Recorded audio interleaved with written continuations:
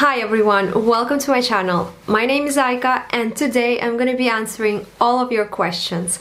So about 10 days ago on my Instagram I've asked if you wanted to see a Q&A, if you had any questions to ask, and I received such a positive response because I received so many questions. I was honestly surprised that so many of you were actually interested in my life. You asked me questions and it felt really great. Thank you so much. If you don't follow me on Instagram, then make sure to follow me there. I upload daily. You can see all of my eye candies, and whenever I plan to do my next Q&A, it will definitely be over there. I'm gonna ask you to send me all of your questions on Instagram because it's just the easiest way for me. So half of the questions were personal questions and then the other half was all about luxury. So let's start with the personal questions first and then we'll get to the luxury ones. So I have everything written down on my notebook because it's just easier for me to keep track of everything.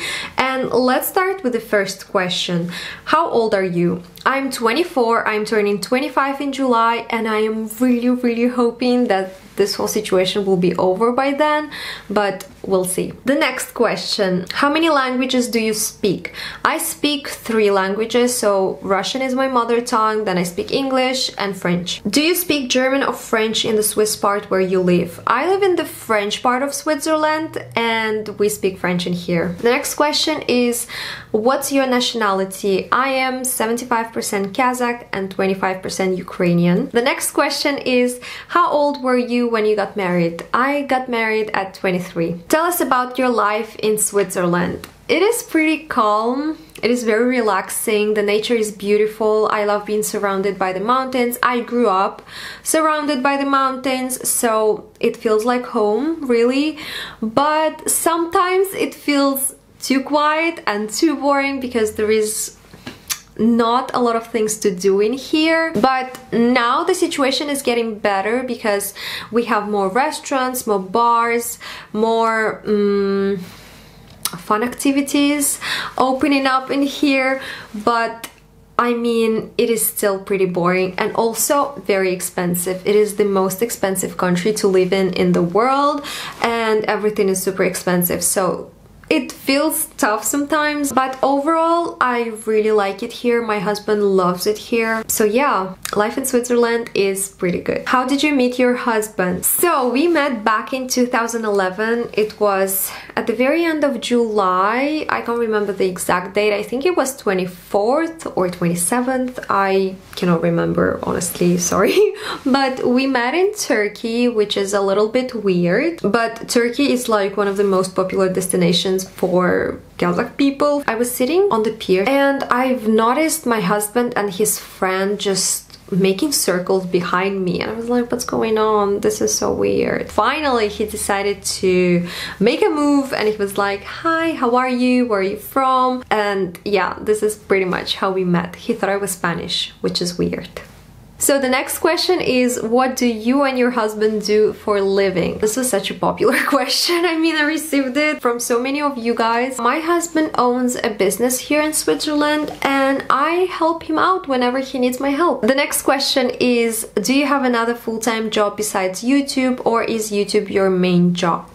So right now YouTube is my main job, but however I was looking for a proper corporate 9-to-5 job, and it is very difficult. If you want to work in a really good company, it's quite difficult here in Switzerland because the competition is really high and I have to compete with like Frenchies and other people around Switzerland, so it is sort of tough. I've stopped looking for a job because of the coronavirus spread, and I'm not sure if I'll be able to find anything anytime soon. So for now I'm really trying to focus on my YouTube channel. I'm trying to grow my personal brand, but in the future I would still love to get a 9-to-5 corporate job, and in the future, in like 5-6 years, I am thinking of doing something of my own. So the next question is, what made you get into YouTube? So believe it or not, back in 2016 I think. I didn't even know that this whole YouTube community existed and that it was a full-time job for someone and that they were these YouTubers, vloggers. I discovered it back in 2016 when my husband moved to Switzerland, and it was like a whole new world to me. I was so excited and I was so hungry for more and more content, and then I've discovered this luxe community and I was blown away. I swear to you guys, I was like, oh my god, there is this whole bunch of women who share the same passion as me, and everything was so exciting, and they did this reviews and what's in my bag and whatever handbag collection videos, and this was so exciting, and I fell in love with the whole luxe community. I fell in love with the whole idea of it. I loved how supportive everybody was. I loved seeing new items. I loved seeing all the new unboxings, and I think the first ones I've discovered were Jerusha Couture, Shea Whitney, Sophie Showhead, Chase Amy. These are my most favorite YouTubers. And then sometime later my husband decided to create this vlog channel to share our life with YouTube and to share our travel experiences. I knew nothing about YouTube. I knew nothing about thumbnails, editing. I didn't even know you had to edit a video before uploading it. My husband was the one curating the channel. He was behind the camera. He was at post-production. He was editing everything. He was uploading the footage. He was creating these thumbnails. It didn't really work for us back then, probably because he got tired of filming and editing pretty much every day. He also didn't know much about YouTube back then, so we didn't really succeed. But I think about a year, maybe a year and a half later, so in 2018, I've decided to start my own channel because I was just so passionate about handbags. I was so passionate about luxury, and I really wanted to be a part of this amazing community here on YouTube.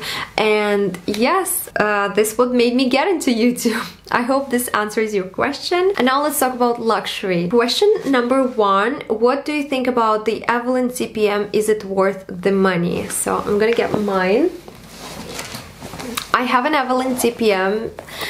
It is so cute in this beautiful green color. I think it was included in my first unboxing here on YouTube. I'm not sure, but I think so. Anyway, I do really love the handbag. I think it is so cute. I think that it is one of the cheapest bags that Hermes produces. I think it is the cheapest bag actually. It is $1,500.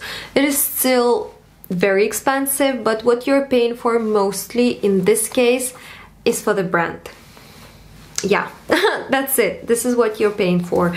Obviously the leather is super nice, but then on the inside there is nothing. It's like a plain canvas. There is no lining, no nothing in here. It's just the reverse side of this leather.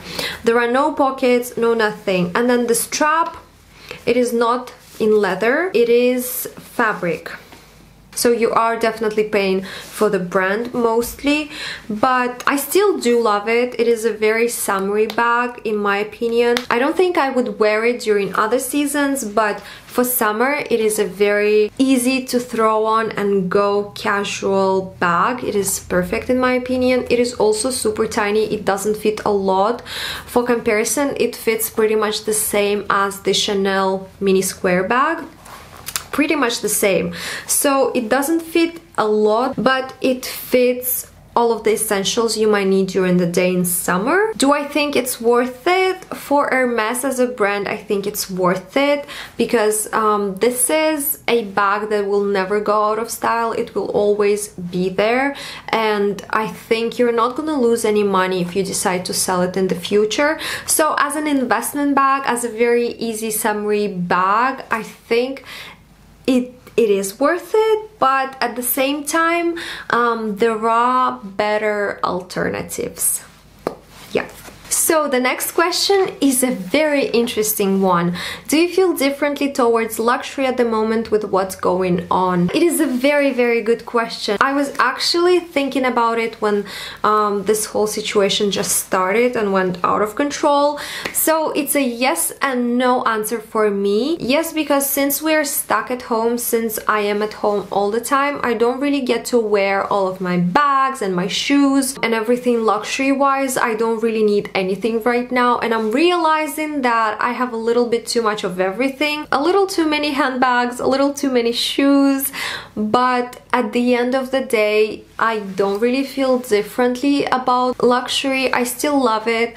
I know this will be over soon, and I know that I will enjoy everything that I have. It's not like I would change anything. I don't want to sell anything. I don't want to stop buying things, because I don't buy to brag. I don't buy to show that I am, oh my god, look at me, I bought this bag, I'm so cool. No, I buy because I'm really passionate about luxury. I really love luxury. I really love different styles, different handbags. It is something that makes me happy. So this current situation right now doesn't really affect that and doesn't make me feel any different. The next question is, what is the most expensive piece you've ever bought? This one, my Hermes Constance 24 is my latest purchase, and it is the most expensive. The next question is, please share your opinion on the quality of Louis Vuitton or Dior fashion jewelry. Okay, so I'm not really familiar with Louis Vuitton costume jewelry. I've only had 2 bracelets from Louis Vuitton. So the first one was in canvas with a little lock in the front, and the other bracelet was a full leather bracelet. The full leather bracelet was a disaster because it just cracked right in the middle for no reason, and it looked horrible and ugly, and I just threw it away. The other bracelet was pretty fine. I can't really say more about Louis Vuitton costume jewelry, but for Dior, I love Dior costume jewelry. It is honestly my favorite. Even the earrings I'm wearing right now are from Dior. I love Dior's costume jewelry. I don't know why. I think the quality is really good for the price you're paying.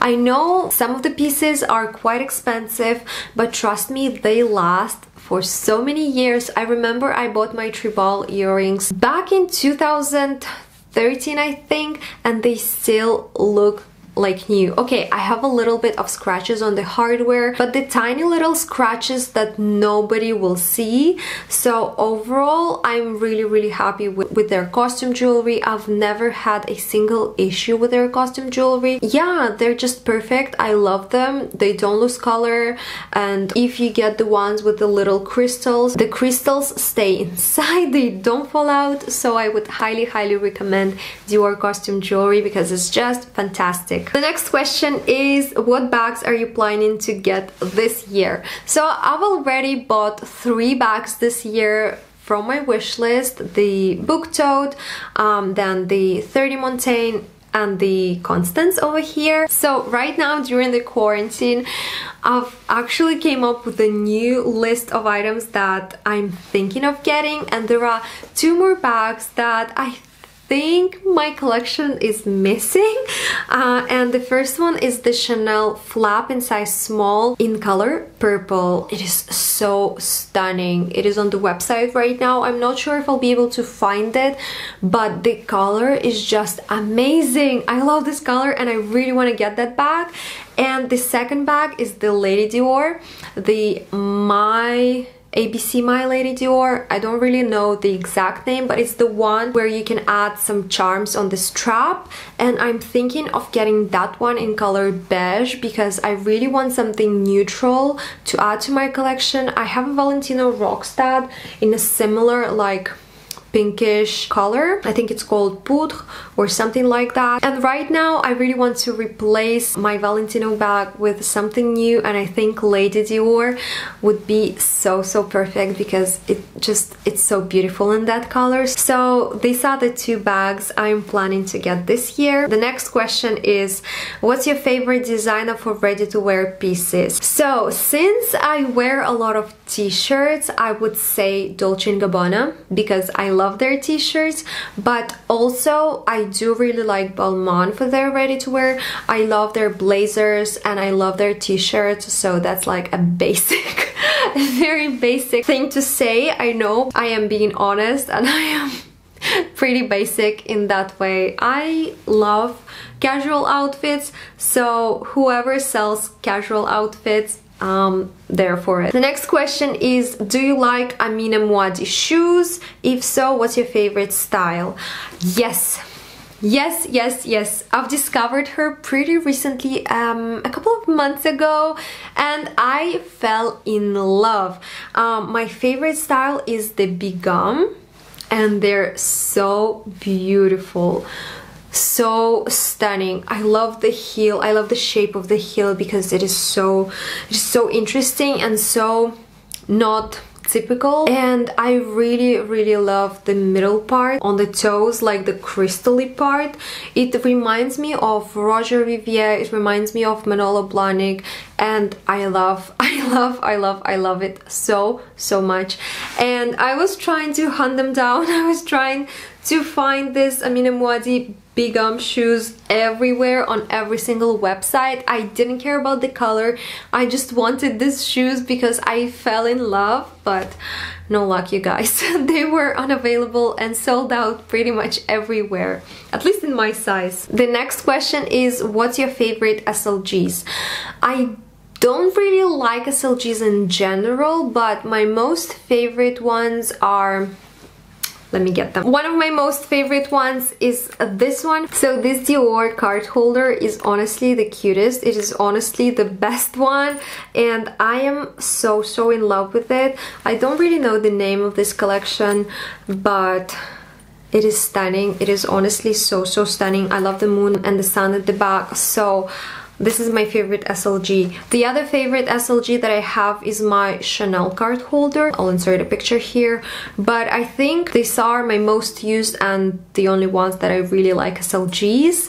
So yeah. The next question is, if you were to get a Saint Laurent LouLou bag, what size you'd get and what color? Reasons. Okay, I was considering getting that bag for about 2 years, and I was this close of getting it a week ago because on Matches Fashion they had 20% off pretty much everything on their website, including this bag, and I was like, oh my god, really? Are you kidding me? I need to get it. But then when I started to think about the bags that I really want and really need, Chanel flap bag and Lady Dior, I was like, okay, maybe I shouldn't be getting it, because you know, sometimes you just get this feeling when you want something for so long that at the end of the day you're not even sure if you want it anymore. It's like the spark just goes away. You don't really like the bag anymore. Think like you do because you wanted it for so long, but at the same time you don't really anymore. But I were to get a Saint Laurent LouLou bag in mini size, for me it is the perfect size. I really like smaller bags because I don't really need a lot of stuff with me during the day, and if I have a bigger bag I will just fill it up with things that I don't really need during the day. So I try to avoid that, and I prefer going for smaller bags. So Toy LouLou, that's the mini size, and color. I've always loved ivory color for this bag because it looks especially cute in ivory color, and also I always wanted a lighter bag since I don't really have any light bags in my collection. I don't really want to spend too much money on a white handbag because of the color transfer mostly. So yeah, Toy LouLou, the mini size, and color ivory. And the last question, you guys. So, hi lovely, hi there. What's your next dream color, leather and style Hermes bag? Girls got a dream. Yeah, that's right. My next handbag from Hermes would be, it is very basic, it is so predictable, but it's a Kelly 25 return in color gold in Togo leather.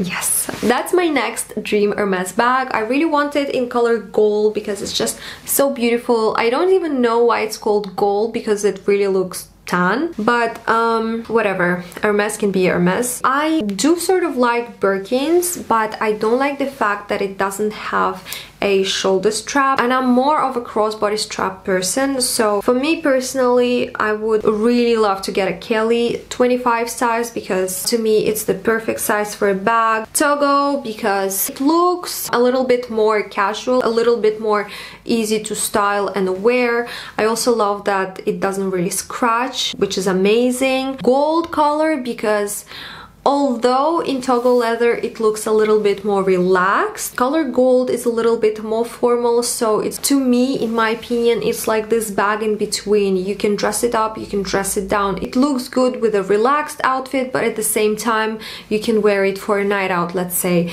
And to me this is the perfect combination with gold hardware. Okay guys, I think I've answered all of your questions. Thank you so much for sending them to me. I hope you enjoyed this video. If you did, give it a thumbs up. If you're not subscribed to my channel, then subscribe to my channel, hit the red button, turn on the bell, and I will see you in the next one. Bye guys!